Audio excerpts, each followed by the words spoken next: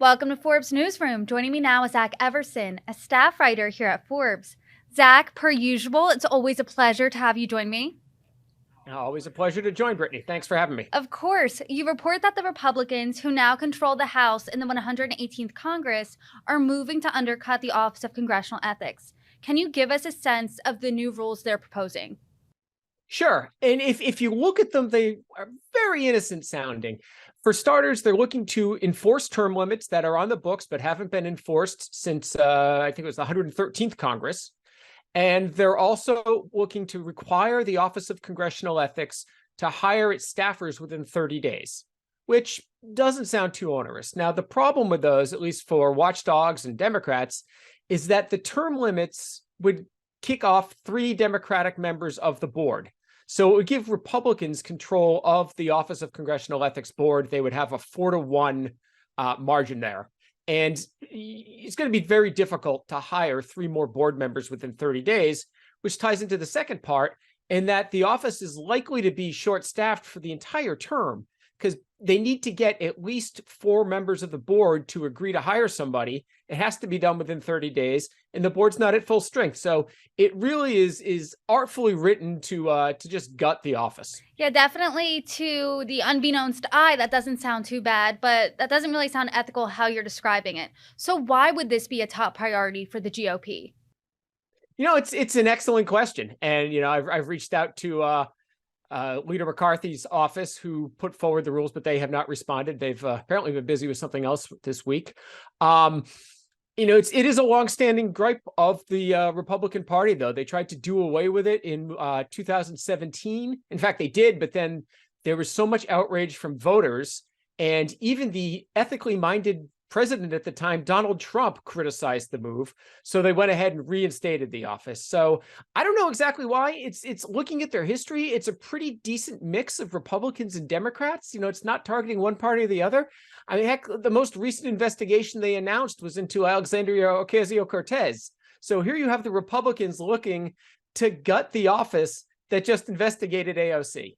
Aside from AOC, can you give us a few more notable names who were the subject of their inquiries last Congress? Sure. So there was Stephen Palazzo, who is a representative in Mississippi, and he lost re-election. They were looking into him for misusing his office, helping his brother out, having congressional aides help him out. There's Carolyn Maloney, who got dinged for requesting a ticket to the Met Gala. I mean, it's the gala most commonly associated with AOC, and possibly what her ethics case is about. We don't know that yet. But with Representative Maloney, she had been dropped from the guest list and requested a ticket, and they're saying that was requesting a gift.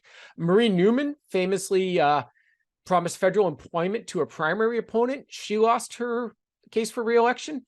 And you have I think there's 14 or 15 members of Congress who were investigated by the office who aren't returning.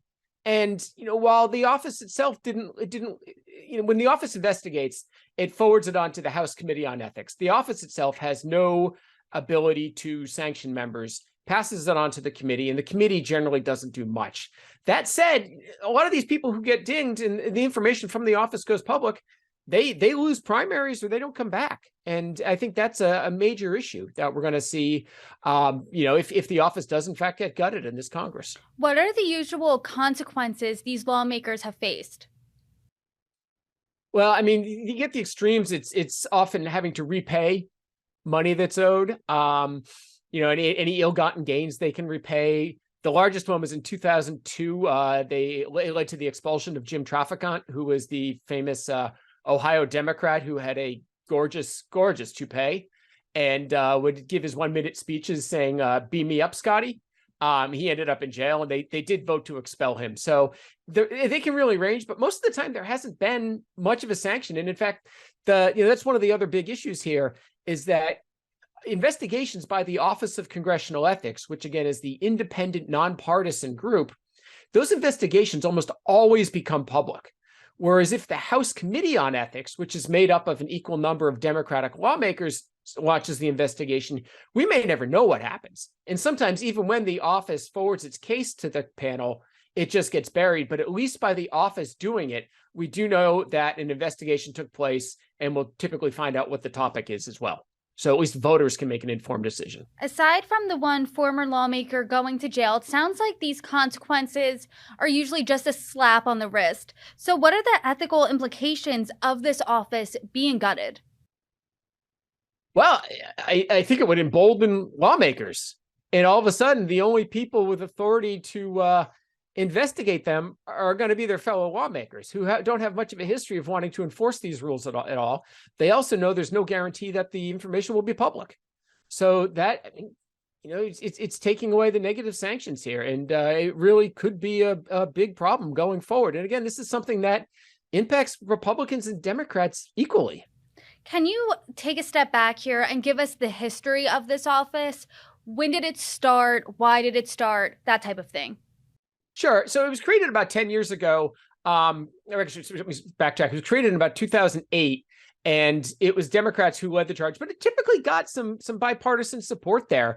And it was just because legislators deemed that their colleagues weren't ethical enough. So there was some pressure to come up with an outside body, a bit of a watchdog. And it's been in the crosshairs of Republicans for quite some time now. And like I said, in this Congress, they seem emboldened to do something about it. Interestingly, when Chip Roy was nominating Kevin McCarthy during one of McCarthy's many nomination speeches, he listed all the concessions. Excuse me, Warren Davidson made the speech. When Davidson, Republican out of Ohio, nominated McCarthy, he listed all the concessions McCarthy made in this rules package and identified who requested them. He did not identify who requested the changes about the Office of Congressional Ethics, though, which I was very interested in learning. I can't imagine anyone's going to want to take credit for that one. Yeah, I agree with you there. But you also reported that the office was gearing up for a busy session now. So can you tell us what was on the office's slate this upcoming session? Sure. The two big pieces of news that we're looking at, January 6th and George Santos. A group of former lawmakers had requested that their current members of Congress demand that the Office of Congressional Ethics investigate the lawmakers who supported the attempted insurrection on January 6th, and also the many issues circulating around George Santos are also something that would be ripe for congressional investigation. Now, they weren't able to start the investigation until he gets sworn in because they only have jurisdiction over current members of Congress. So it could be a very brief, short-lived investigation of Santos if he doesn't stick around. But those are some, very consequential issues right now. Of course. And do you think that a reason this office is being gutted because the issues you just laid out are Republican heavy? It might be. I mean, certainly those are all Republicans. I suspect most of the Republicans don't care too much about George Santos, but there's a sizable chunk of them, who could be referred there for January 6th. But their animosity towards this office predates, the January 6th riots. Tell us more about that. Sure. Like I said, they tried to get rid of it in 2017. And Donald Trump tweeted that it was a bad move and that they shouldn't be doing it. And when you've got Donald Trump criticizing your ethics, you kind of lost.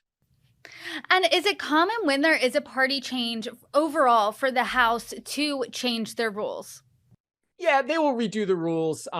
You haven't seen Democrats try to make any major changes to this office. I believe they were when they decided to suspend term limits on the board members. I believe that did happen under Democratic Congress, but they'll all put forward some rules in dealing with seniority and some other issues. But it's typically not that exciting. And what has the response been to this proposed change? Sure. A lot of watchdogs are outraged because when they file complaints, you often see the headline like such and such watchdog filed a complaint about Congressperson X. They go to the Office of Congressional Ethics. That is the body that is tasked with getting those complaints. And if that office disappears, the complaints would then go to the House committee. And again, they don't have to share the results of that at all. So just a little bit earlier on Wednesday afternoon, 25 organizations published an open letter to members of Congress requesting that they not support the clauses in the House Rules Bill that would gut this office, saying like it is a very important function for our democracy. The House seems pretty divided as of late. Do you think that this vote will go through? It's an excellent question. I don't know. I mean, they're having so much difficulty electing a speaker at this point. I don't know if the House can vote for anything. It's a good Democratic talking point if they were to oppose it, whether they actually want the office there or not. It would benefit them not to have this ethical watchdog. But I think it's an easy one for them to just say, like, you know what, Republicans, you go ahead and get rid of it, and we'll criticize you, but we'll enjoy the spoils of that. I would imagine most members of the Freedom Caucus would be fine with it, especially since there's a large overlap of Freedom Caucus members and Congress people who might have supported the attempted insurrection on January 6th. Matt Gaetz is currently has been investigated by them a couple times, I believe. So I'm sure he'd be happy to get rid of them. So we'll see. Zach Everson, thank you so much.